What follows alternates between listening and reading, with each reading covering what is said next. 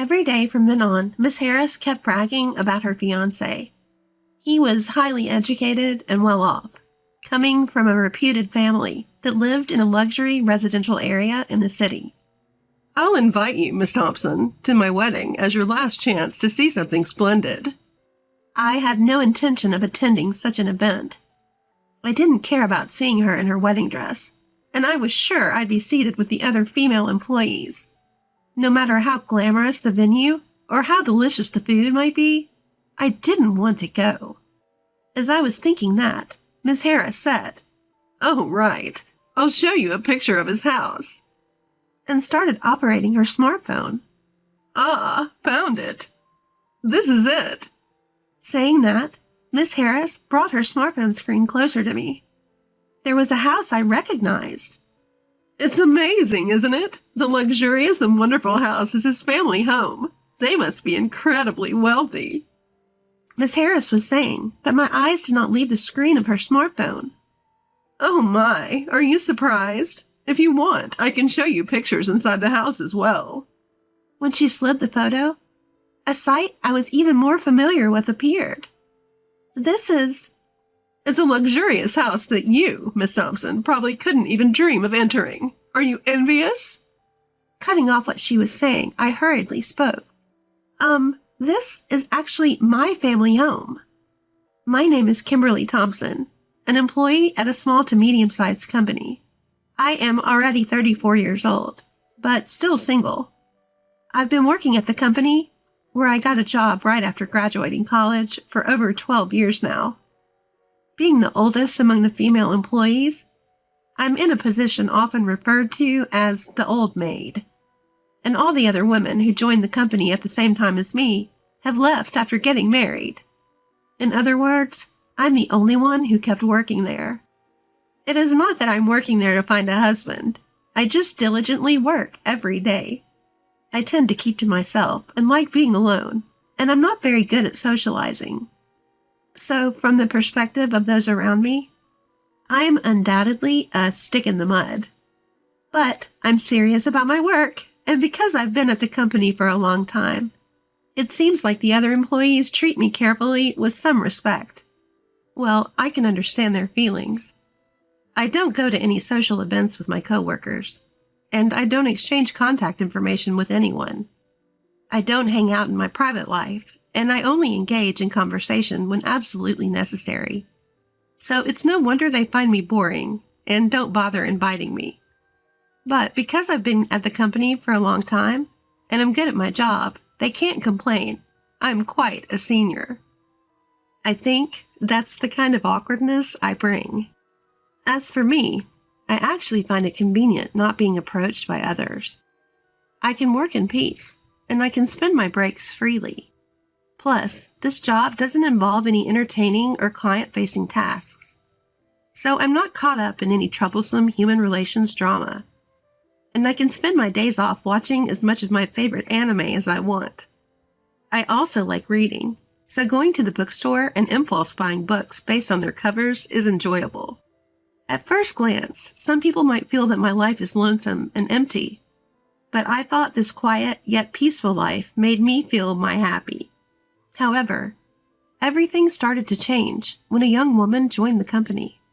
She was the complete opposite of me, a friendly, cheerful woman with excellent communication skills. Her name is Michelle Harris. Miss Harris was the type to actively approach others, and she seemed particularly popular among the male employees. She was cute and charming, so I figured she easily captured the hearts of the men. When I watched her, I felt like I was watching a character from a movie because she was so different from me. A bright, honest woman at the center of the group. Probably the type of woman I would have a hard time dealing with. While thinking such things, I happened to overhear a group of female employees chatting away cheerfully in the restroom. This all happened when they came into the restroom while I was in there, fixing their makeup and freely starting to gossip and complain. "You know that new girl, Harris? Don't you just find her annoying?" "I know, right? She seems just like she's trying to please men, doesn't she? Definitely gives off that vibe." "That has to be on purpose, right? She's constantly trying to appear cute. It's so annoying." Her only appeal is that she's young, isn't it? She can't even do her job properly. Isn't it embarrassing to just chase men all the time? Such harsh words. It's only natural that a new employee can't do their job as well. Moreover, I thought to myself that maybe Harris has to rely on the male employees because you guys aren't properly teaching her how to do her job. I have a habit of occasionally observing Harris, who is so different from me in appearance and personality. I have seen her being coldly dismissed by the female employees several times. Every time, Harris looked downhearted and ended up talking to a male colleague. So I don't think she's trying to win over the men. She's just cornered into such situations. I'm sure these female employees gossip about me too, just with different content. If Harris is spoken about like this, I'm sure I get it worse. I'm probably just not seeing it because I'm the oldest among the female employees and can do my job well. Interpersonal relationships can be so exhausting. I'm glad I don't have to get involved. Thinking that, I sat on the toilet until they finished fixing their makeup and left. Then, on another day, Harris was unusually mingling and talking with the female employees. I was surprised but glad to see her fitting in with the other women and decided to take my lunch break. As I got up from my seat to go outside with my packed lunch, as usual, I passed by them, and Harris suddenly called out to me. When I turned around, she asked me a nonsensical question. "Why aren't you married, ma'am?" It's clearly a malicious question. As I was struggling to answer, I could hear the female employees behind Harris chuckling. Even the wide-eyed male employees started to laugh. Led on by them. One of the female employees said, "Hey, that's rude," but then praised Harris, saying, "You're such a funny girl, Harris." From then on, Harris started to ask me more and more disrespectful questions that left me at a loss for answers, thinking she would be praised for making fun of me. "Miss Thompson, have you ever had a boyfriend? How many years have you not had a boyfriend? How many people have you been with? Are you by any chance not interested in men?" Harris kept asking me these personal questions without considering my feelings at all, and the level of disrespect only increased over time, and the surrounding employees seemed to find it amusing, encouraging Harris as if they wanted her to do more. I suppose she was happy to be recognized as one of them by the other female employees. Trying to meet their expectations, she kept intensifying her remarks to me. As things escalated, she began to flaunt her own status to me. "My boyfriend just gave me a designer bag as a gift the other day. I'm going to a high-end restaurant tonight that's booked out for the next 6 months. Do you just eat macaroni and cheese at home, Thompson?" This kind of petty one-upmanship had been her modus operandi. "Miss Thompson, you don't seem to have any connection with luxury items. How pathetic," she would throw in with her sarcasm. Rather than feeling angry, I was beginning to find it impressive. As this silly back and forth went on, I found myself increasingly burdened with Miss Harris's work. Miss Harris, who was rather overbearing, had an invincible disregard for fear. The other female employees seemed unable to deal with her, and she rapidly turned into a monster. Then one day, after some time had passed, something happened. When Miss Harris came to work, she was very upbeat and started talking to me. "I got engaged." As she said this, she showed me a picture of her fiancé, even though I hadn't asked. When I responded with a polite, "That's nice," and tried to return to my work, Miss Harris continued to chatter on. "My fiancé is really rich, kind, handsome, and perfect. Are you jealous? I'm going to be happy leaving you here, Miss Thompson." With that, she brought her smartphone screen closer to me. She continually belittled me and bragged about how amazing her fiancé was and how she had hit the jackpot by getting engaged to him. "Well, I am jealous. Congratulations, truly," I said. Miss Harris, looking satisfied, said, "Okay, I'm going back to work," and returned to her desk. When it comes to this, it's almost refreshing. I sighed deeply. I need to focus on my work. Just as I was trying to switch my mindset, I heard the other female employees talking behind me. "She's really getting carried away, isn't she? Seriously, just because she's getting married, she's acting so giddy? What's up with that? Like she can actually be happy after getting married. She probably can't even do housework and might cheat on him. I agree. She's definitely the type who would get divorced quickly once her charms wear off. Totally agree. As one of them began to vent, the others joined in, spewing complaints. Out of pure curiosity, I asked the female employees, "Weren't you all friends with Miss Harris?" "What are you talking about? No way." They all laughed. "We would never be friends with a woman like that. It's just her thinking we're her friends." I see.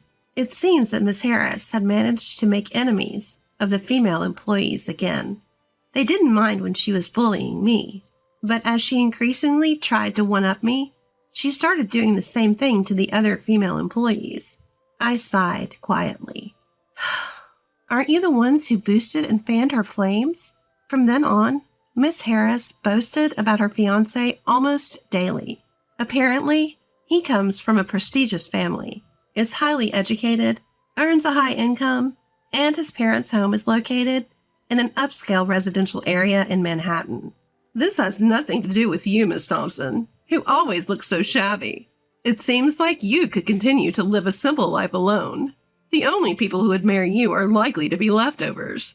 Nobody high profile or high earning would ever consider someone like you. You may have to settle for someone uneducated and unemployed. But even such a man might refuse you, considering you're a dried-up old maid. Miss Harris would say, laughing. "I'll invite you to my wedding, Miss Thompson. It will be your last shining moment." I certainly did not want to attend that. I couldn't care less about her wedding dress, and I'm sure I'd be seated with those female employees. Even if the venue is glamorous and the food is delicious, I wouldn't want to be there. As I was thinking this, Miss Harris said, "Oh, I just remembered. I'll show you a picture of his parents' house." And she began manipulating her smartphone. I wasn't interested in her fiancé's parents' house at all. "Oh, I found it. This is it," Miss Harris said, bringing her smartphone screen closer to me. I saw a house that looked familiar. "Isn't it amazing? Such a gorgeous and wonderful house being his parents' home. They must be extremely wealthy. All this will eventually be mine. I'm on top of the world. I'm now part of the rich gang. If I feel like it, I'll invite you over, Miss Thompson." Miss Harris said this, but my eyes couldn't leave the screen of her smartphone. "Oh my, did that surprise you? Feel free to take a look at the pictures of the interior as well." As she slid the phone across, more familiar scenes appeared. This is... You can't see or enter such a luxurious house, can you? Are you envious? I cut her off in a hurry and said, this is actually my parents' house." "What? What are you talking about?" "Well, I mean this house in the photo." When I said that, Miss Harris looked shocked. "Huh? What are you saying? Just because you're envious, you shouldn't make such a lame claim." No matter what she says, I'm convinced this is my parents' house. Besides, I'm an only child, so it's not like I have brothers who could marry her or anyone else. The only ones living in this house are my parents, who have entered their 60s, and our beloved dog. Miss Harris seems to think I was joking and laughed out loud. "Oh, Miss Thompson, you're so high level, keeping a straight face while fooling around." But I said seriously, "No, I'm not kidding. This is really true," she said, pointing at the photo. "But look, his car is parked here too, right? And how could you take pictures inside a house that isn't yours?" Despite her objections, the photos she was showing me were undoubtedly my parents' house. The placement of things, the floor plan, it was all exactly like the house I grew up in. Then it hit me. I remembered a sales guy who was often coming and going from my parents' house. I'd met him there and talked to him. He was desperately trying to get a contract, telling my parents all sorts of convenient things. I asked Miss Harris her fiancé's name. It was the same name as the salesman. I see. So that man, Aaron, was pretending my parents' house was his own to impress her. What a lame guy. Does he think he could get away with that? I noticed other signs that Aaron wasn't a very good person. He was always smiling, and even when my parents said, "We think we'll pass on the contract this time," he would cheerfully respond, I see. Well, I'll come by again next time. But the moment he left the house, I saw from my bedroom window that he had a really scary look on his face. Maybe he was just angry because he didn't get the contract, but it left me a really bad feeling. There's no need to tell Miss Harris about this, but that house is definitely my parents' house. I won't back down on that. Miss Harris was raising her voice. What? That house is Miss Thompson's parents' house. That's impossible. No matter how much I explained, she wouldn't believe me. So I decided to take her to my parents' house after work that day. We arrived at my parents' house, and I took her through the gate. I opened the front door and said, "I'm home." Then my parents came out with a smile. Welcome home. When you said you were coming home all of a sudden, we wondered what was going on. You even brought a friend.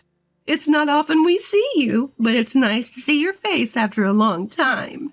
We have to serve something since you brought a friend. We have some sweets we brought when we went on a trip to France with your aunt. We'll serve them with some tea. Looking at Miss Harris, my parents smiled happily. I mentioned the name of her fiancé and asked my parents about him. Oh, the salesman. He was here just the other day. Hearing my parents respond like that, Miss Harris seemed to accept the truth. When we arrived in my room, she suddenly began to cry. What happened? Are you sad because you were lied to about his family home? Sure, being lied to might have been shocking, but it was not that much of a disaster, I thought. Then Miss Harris said, "I'm sorry," and began to talk about her engagement with Aaron. Apparently, Miss Harris met Aaron at a social gathering. At that time, Aaron told her that he held a position in a major corporation, and when they were alone, he informed her that his family was wealthy, which caused her to fall for his good looks and the status. After that, they went on a few dates and their relationship developed. However, despite Aaron's position in a major corporation, he turned out to be surprisingly stingy. At first, he paid for all of their dates, but gradually, he started making Miss Harris pay, claiming he had no cash on hand. When Miss Harris said something about it, Aaron suddenly proposed, saying, "Actually, I want to save money because I'm going independent. Plus, we need to save for our wedding fund, right?" Caught off guard by the proposal, Miss Harris got carried away and started to shell out cash as he directed. Aaron took advantage of this, borrowing more and more money from Miss Harris, and before she knew it, she had handed him a substantial sum. Still, she fell blindly for his sweet words like, "It's for our happy married life together." If you look at it objectively, you would think that if his family was really wealthy, he wouldn't need to borrow money from his girlfriend. But Miss Harris, who had fallen head over heels in love, seemed to trust him completely. But now it seems even Miss Harris had come to realize it was a lie. Miss Harris came to apologize to me in tears. "Miss Thompson, I'm really sorry. I apologize for the terrible attitude I've been showing until now. I know I can't be forgiven, but please let me apologize." She explained in tears that she was led by the other female employees to harass me. She didn't really like to gossip or show off, but she was instigated by the other female employees and pressured to join in, or else she would be left out like before. It was hard, but she said she managed to endure because she had Aaron. Again, she apologized and shed big tears. Seeing Mrs. Harris like that made me feel sorry for her. She was really struggling in her own way. We could leave those female employees, but the liar must be dealt with. In a way, my family and I are involved too. We need to teach him a lesson. Let's teach that guy a lesson. I decided to have Miss Harris call Aaron. When we arranged to meet at a cafe, he changed his complexion as soon as he saw my face.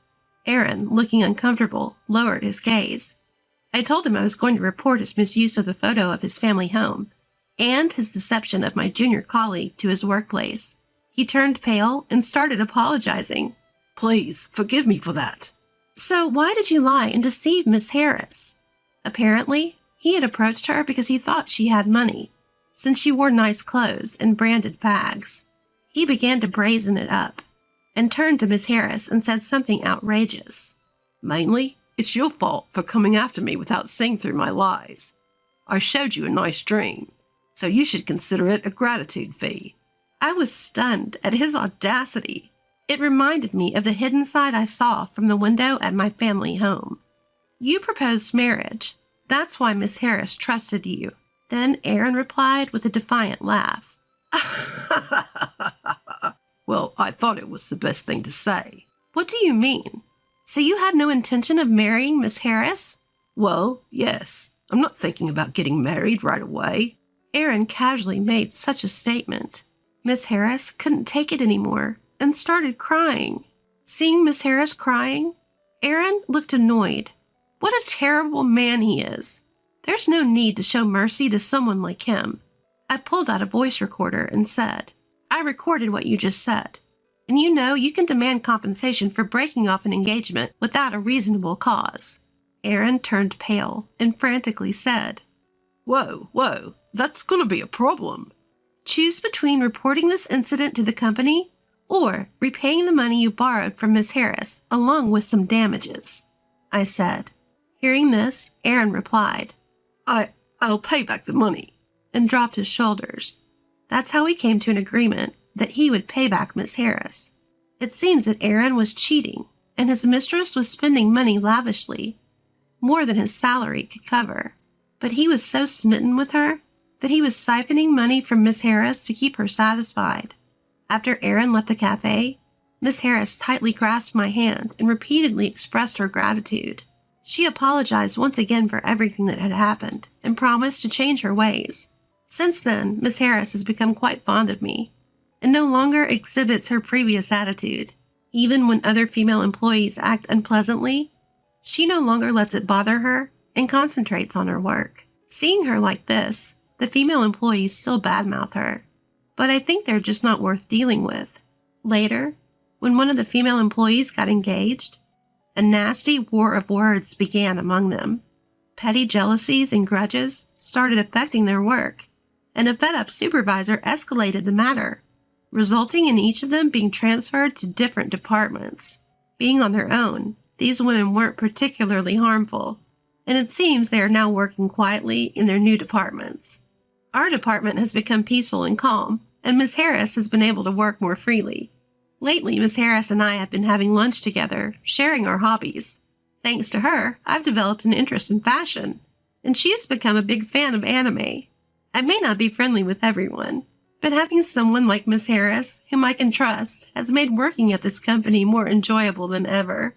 Money and status may be attractive, but they are only a part of life, not everything. I may be plain, but I believe that being able to live a peaceful and calm daily life is truly the greatest happiness. I made myself lunch today. I want to be a better cook, so please have a taste, she said. All right, let's go to a nearby park and eat, I replied. Yes, she replied happily.